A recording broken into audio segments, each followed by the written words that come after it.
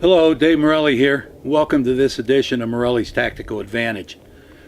What I'd like to discuss today and give you some ideas on is assessing threats. And where I'm going with this specifically is after a threat has been engaged, we're taught to assess right, left, and our six behind us to make sure there's no other threats that we need to react to. So that's what I want to work on today. I want to give you some of my ideas on assessment. Okay, so the first thing we have to do is kind of divide it out in areas that have to be assessed. Okay, obviously the first area to assess is whether you need your firearm to solve a threat or not. Okay, so that would be the first thing. We're going to go past that, and we're in it now.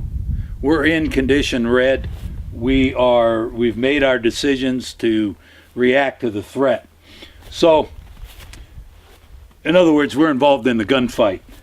So what I want to do now is separate out what are other areas of responsibility that we need to assess to make sure we're safe and this whole incident is over.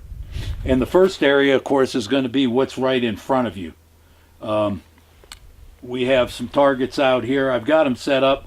I got the white targets. Those are no-shoot targets. The brown target, of course, would be your threat. So you've engaged your threat. So let's engage our threat.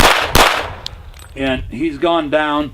Now, there was somebody standing next to him that wasn't a threat at the time, and he may not be a threat still.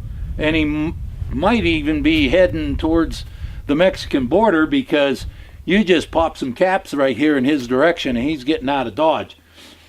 Whatever the case may be, we need to make sure that he's still safe and he's still a non-threat. So we might check him out real quick. We also have to remember that we just engaged a threat who could be running for cover now. He could be on the ground. He could be done. He could be still fighting. So at the same time, we have to keep an eye on both of these areas and decide when that threat has presented, is over, or will present again. So that's what we're doing. Let's say Mr.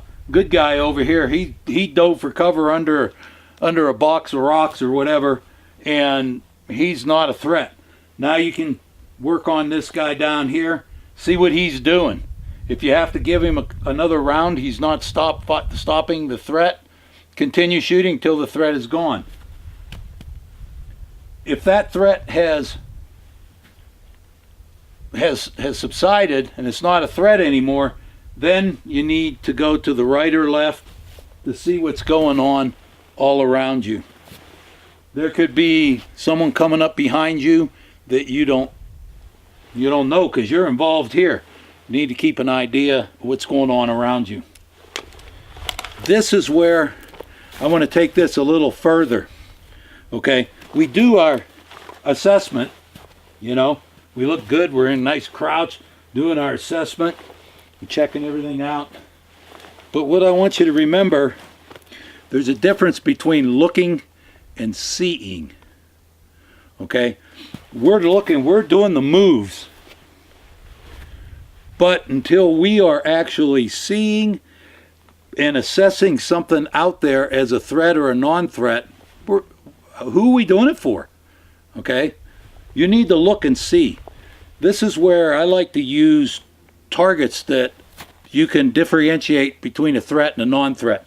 A lot of these picture targets that you have where people have a cell phone or they have a gun in their hand, you can actually do your assessment, look and go, oh, there's a bad guy with a gun. Then you can turn and engage your threat. If you're just doing it and there's nothing there, who are you doing it for? You need to see what's over there. So we're going to set some stuff up and it'll help you practice that. So stick with us. Okay, so we have, when we're assessing things in an order that we do on the range. It might not happen that way, okay? I've just addressed a threat right here, and there's a person standing next to him that at the time is a non-threat but can become a threat. So I have a couple things to take care of here, and I have to pick from what I see and what I assess. I have to pick which way I'm going to cover. I can't do anything to teach you to do that any better. That's a on-the-fly thing. So, but one of the things that helps is adding movement, and I'm very limited to what I can do here because of the ice and snow. But I may want to move a little bit as I'm assessing. Makes it tougher, makes me be a tougher target. I'm getting out, I'm getting further away, doing all the good stuff. And as I'm doing that, I'm assessing, and I see that there's a bad guy over here.